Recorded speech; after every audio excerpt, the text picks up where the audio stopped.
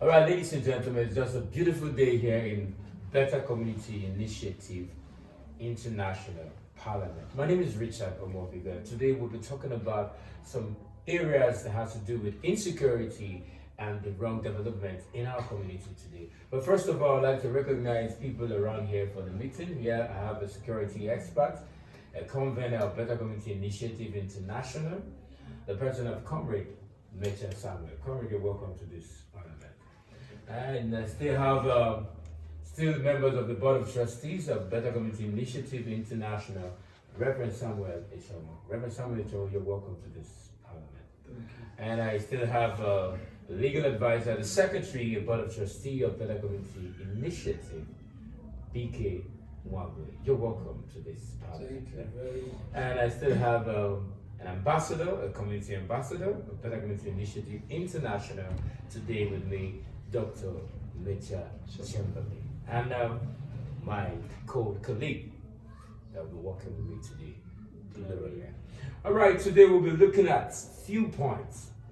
You and I know that there are a lot of insecurity today in our rural areas. We'll come to talk about the issue that just happened in our order is where a police officer was murdered in a cold blood.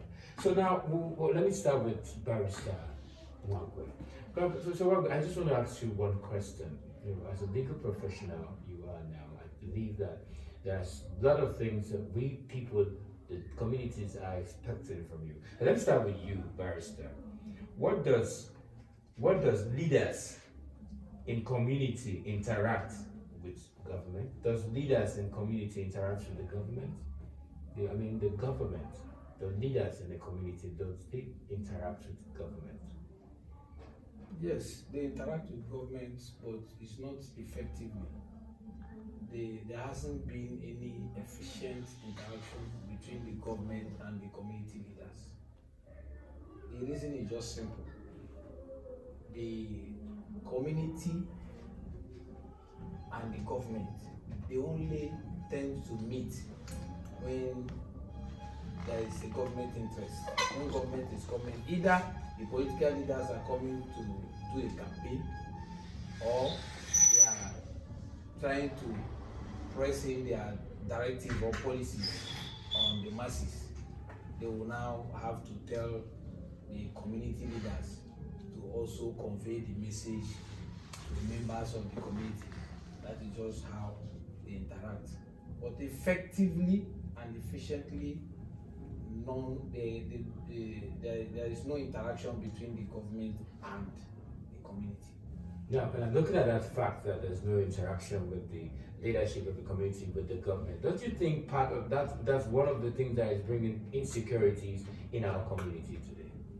Because if a leader from a community cannot interact with the government, what's the guarantee of the security in the community? For example, now it happens the other time in some community where a chief was dethroned from his throne, and a lot of people from the community came out in protest, came out in mass and said, no, we don't need this person anymore. But if there's this mutual interaction with the leadership of the community and the government, don't you think it will be easier to handle some insecurity in the community?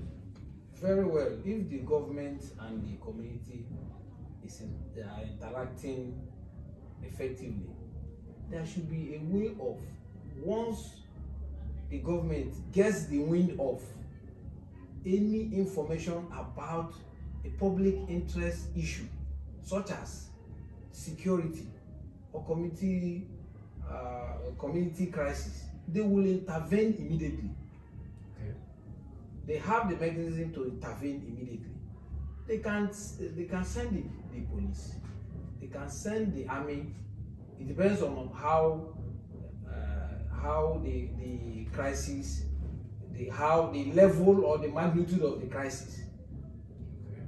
You send these people to go there for inquiries and also set up a particular panel that will move into settling the issue. But rather, they will just allow the community to now struggle on their own, and maybe when they come up with their own resolution, they will now pass it to maybe they are king, and the king now will just discuss it within his palace. Even when they involve the armed forces or the police, it will always just be that the people will just be helpless, because those people will always want government directive, the people, the state actors. But at the end of the day, you see these people still, the crisis will still be breeding until it will escalate. It's only when it escalates that is when government will now intervene. Okay. But ordinarily in a civilized society, government should not allow security matters to escalate before they intervene. Okay, all right.